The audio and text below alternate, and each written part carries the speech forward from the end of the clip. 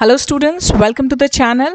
Students, today we are here with the fourth lecture on Python where we are going to cover the attributes of data frame and we are going to cover how to get the number of rows in a data frame.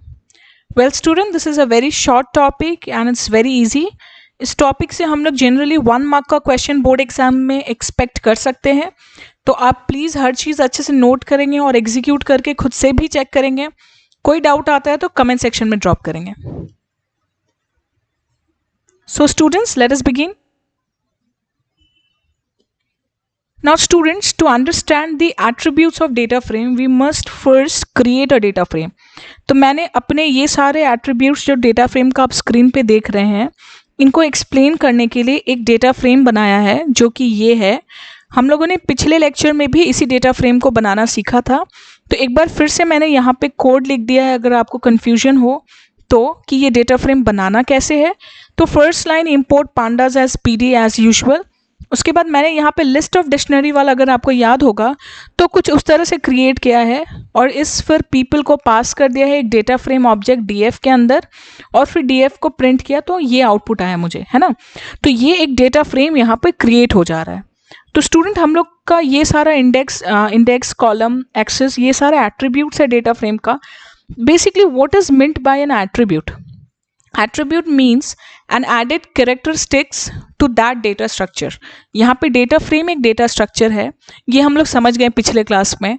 हम लोग ये भी समझे कि data frame वो 2 dimensional storage के लिए use होता है, मतलब something of this tabular in nature जहाँ पे रोज है कॉलम है, ये हमने समझा. लेकिन हम लोग और डेटा फ्रेम के साथ क्या कर सकते हैं, इस डेटा फ्रेम के प्रॉपर्टीज़ को कैसे जान सकते हैं, इसके लिए हमारे पास डेटा फ्रेम का कुछ एट्रीब्यूट्स है जो बहुत ही सिंपल है और आज हम लोग यही कवर करेंगे. स्टूडेंट, 1 मार्क का जो आउटपुट बेस्ड क्वेश्चंस आता है बोर्ड एग्जाम में वो बहुत ज़्यादा डेटा फ्रेम के अंदर से हम लोग इस क्वेश्चन के यहाँ से एक्सपेक्ट कर सकते हैं. तो आप सब चीज़ को अच्छे से नोट कर लेंगे. तो हम लोग एक एक करके इसको समझते हैं. सबसे पहला student index attribute. Now from the name you can understand that something related to index. हमने लास्ट क्लास में पढ़ा था कि जो रोज़ है उसको यहाँ पे इंडेक्स बोला जाता है, रोज़ के इंडेक्सिंग को इंडेक्स बोला जाता है और कॉलम के इंडेक्सिंग को हम लोग जनरली कॉलम नेम्स ही बोलते हैं डेटा फ्रेम डेटा स्ट्रक्चर के अंदर.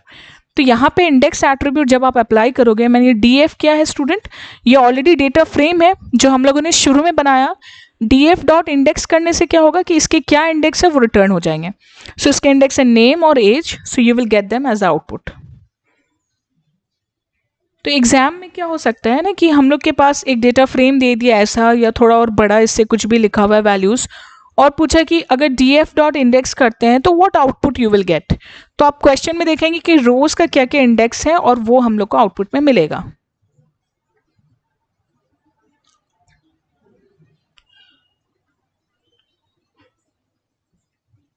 स्टूडेंट्स, अगला एट्रीब्यूट है कॉलम्स एट्रीब्यूट. नाउ इंडेक्स ये सारे कुछ बहुत इजी हैं, आपको नाम से ही समझ में आ जाएंगे. कॉलम एट्रीब्यूट तो ये कुछ हम लोग का कॉलम का लेवल जो है उसको रिटर्न करेगा. तो पहले मैंने यहाँ डीएफ प्रिंट किया ताकि हम लोग को ये दिख जाए कि हम लोग का डेटा फ्रेम क्या था. तो ये हम लोग का डेटा फ्रेम. जब इसके ऊपर डीएफ डॉट कॉलम्स लिखा गया तो कॉलम्स के लेवल क्या है, सेल्स एंड मार्केटिंग. तो हम लोग को यहाँ पे आउटपुट में मिला सेल्स एंड मार्केटिंग. नेक्स्ट है एक्सेस एट्रीब्यूट. ना व्हाट डज दैट मीन? सी, जैसे अगर आप मैथ्स में मतलब ग्राफ ड्रॉ करते हैं तो हमने देखा है कि 2 एक्सिस होता है ना, एक्स एक्सिस और वाई एक्सिस. ठीक इसी तरह जब हम लोग डेटा फ्रेम यूज़ कर रहे स्टूडेंट तो वहाँ पे भी एक्सिस का मतलब होता है कि वहाँ पे आपको किस तरह का रिप्रेजेंटेशन है ना. तो डेटा फ्रेम के अंदर जब आप डेटा इस तरह से टेबुलर फॉर्मेट में स्टोर करते हैं तो हमारे पास यहाँ पर भी 2 एक्सिस होता है, एक जो हॉरिजॉन्टल है और एक जो वर्टिकल है. तो वर्टिकल वाले का स्टूडेंट नाम क्या है यहाँ पे, सेल्स एंड मार्केटिंग. सो हम लोग को वो मिल गया. और हॉरिजॉन्टल वाले एक्सिस का क्या इंडेक्स है, नेम और एज, हम लोग को वो मिल गया. So axis attribute returns a list representing both column and row labels. तो ये क्यों column और row label represent करे, क्योंकि axis मतलब dimensions of storage. तो यहाँ पे भी एक टेबल के अंदर मेरे पास x और y 2 ही डायमेंशन है. डेटा फ्रेम यूज भी इसीलिए होता है कि 2 डायमेंशनल डेटा स्टोरेज के लिए.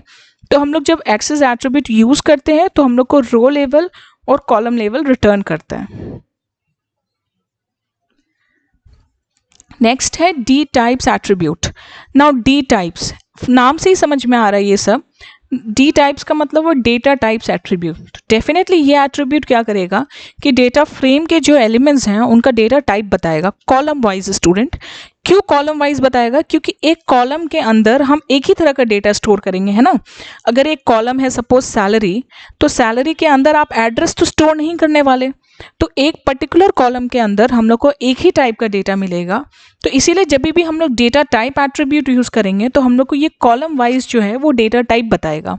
अब हम लोग के ये डेटा फ्रेम के अंदर कॉलम में क्या है, यहाँ पे सेल्स कॉलम के अंदर मोहित और 24 है।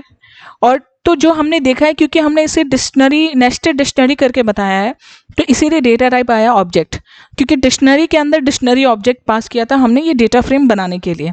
आप कोई और भी सिंपल डेटा फ्रेम बनाकर आप फिर ये डी टाइप करके उसका देखना, जहाँ पे आपको इंटीजर भी दिखाएंगे, फ्लोटिंग वैल्यूज दिखा सकते हैं, ठीक है। तो डेटा टाइप एट्रीब्यूट क्या कर रहा है, ये हम लोग को कॉलम वाइज जो डेटा टाइप है एक पर्टिकुलर डेटा फ्रेम का वो रिटर्न कर रहा है। तो यहाँ पे सेल्स और मार्केटिंग 2 कॉलम है, इसीलिए आउटपुट में इस तरह का वैल्यू डिस्प्ले हुआ। नेक्स्ट है size attribute. Now it returns N integer value representing the number of elements in the data frame. नाम से समझ में आ रहा है ये डेटा फ्रेम है, तो इसमें कितने एलिमेंट्स हैं, 1 2 3 4 एलिमेंट है। तो जब df डॉट साइज किया तो आउटपुट आया 4।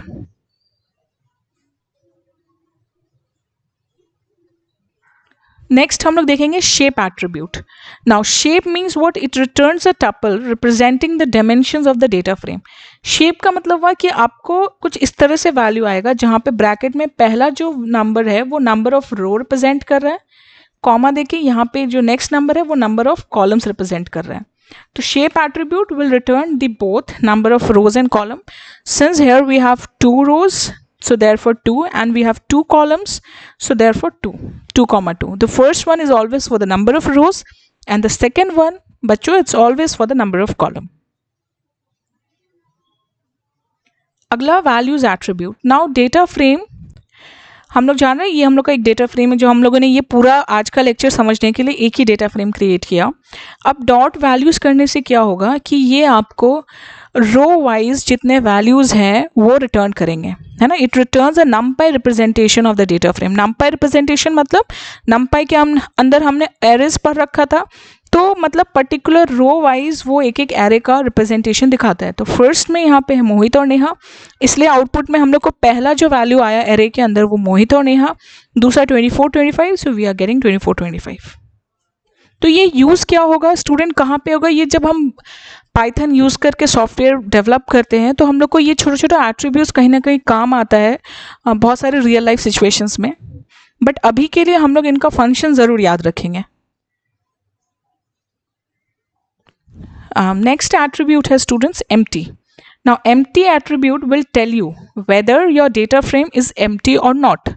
तो जब हमने एक डेटा फ्रेम बनाया था ये df वाला, फिर हमने लिखा कि df.empty, मतलब हम पूछ रहे हैं कि क्या मेरा डेटा फ्रेम empty है। ये empty नहीं है, ऑब्वियसली हम लोगों ने कुछ वैल्यूज डाल रखा है इस डेटा फ्रेम के अंदर, तो हमें आउटपुट आया false. So basically this will always return a boolean value, true और फॉल्स रिटर्न करेगा ये। Next is NDIM. That means it stands for number of dimensions. Now number of dimensions means what? हमने वही अभी जो सीखा था कि x और y एक्सिस 2 डायमेंशंस हैं यहाँ पे डेटा स्टोरेज के लिए। मतलब जब हम डेटा टेबुलर फॉर्मेट में स्टोर करते हैं तो किसी भी एक पर्टिकुलर रो के वैल्यूज़ को रिप्रेजेंट करने के लिए हमारे पास x एक्सिस की वैल्यू होती है और y एक्सिस की वैल्यू होती है। तो ये हो गया NDIM attribute, number of dimensions. It returns an integer representing the number of axes in the data frame. So now in this example we have 2 axes, one is the horizontal one, the other one is the vertical one. So therefore the output is 2.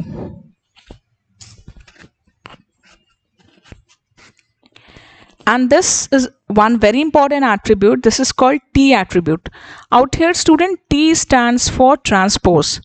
Now those of you who have taken mathematics you must be knowing कि transpose का मतलब क्या होता है। जिनके maths नहीं है हम लोग समझ लेते हैं। सपोज मेरे पास एक टेबल है इस तरह का जिसमें वैल्यूज स्टोर है x y z, suppose A B 1 2 3 4, एक और ले लेते हैं हम लोग यहाँ पे सी डी ई। तो जब हम इसका ट्रांसपोज करेंगे स्टूडेंट्स, तो जो कॉलम्स है वो बन जाते हैं रोज। तो यहाँ पर क्या होगा स्टूडेंट्स कि यहाँ कॉलम क्या है, एक्स वाई जेड, पहला रो है सॉरी एक्स वाई जेड, तो वो कॉलम बन जाएगा। फिर ये बन जाएगा ए 1 2 बी 3 4 सी डी ई। तो ये इस तरह का टेबल बन जाएगा। जो पहले एलिमेंट्स कॉलम वाइज स्टोर थे वो अब रो वाइज स्टोर हो जाएंगे, मतलब ये रिवर्स हो जाएगा। तो यहाँ पे it returns a transpose of index, index मतलब row interactively, and columns of the data frame. Now suppose this is our data frame student. तो जब हम इसका ट्रांसपोज करते हैं तो पहला कॉलम क्या है, सेल्स और मार्केटिंग, तो वो यहाँ पे रो बन के आ गया। फिर स्टूडेंट यहाँ पर रो क्या था, मोहित और नेहा, तो वो यहाँ कॉलम बन गया। और फिर ये 24 25 यहाँ पे चेंज हो गया, जैसे ये रो था तो ये कॉलम रिप्रेजेंटेशन बन गया। तो हम लोग बेसिकली रोज के एलिमेंट को कॉलम में कर देते हैं, कॉलम के एलिमेंट्स को रो में ट्रांसफर कर देते हैं। This is called transpose. Now this is generally use in matrices in mathematics. So here data frame के अंदर भी हम लोग एलिमेंट्स का ट्रांसपोज कर सकते हैं।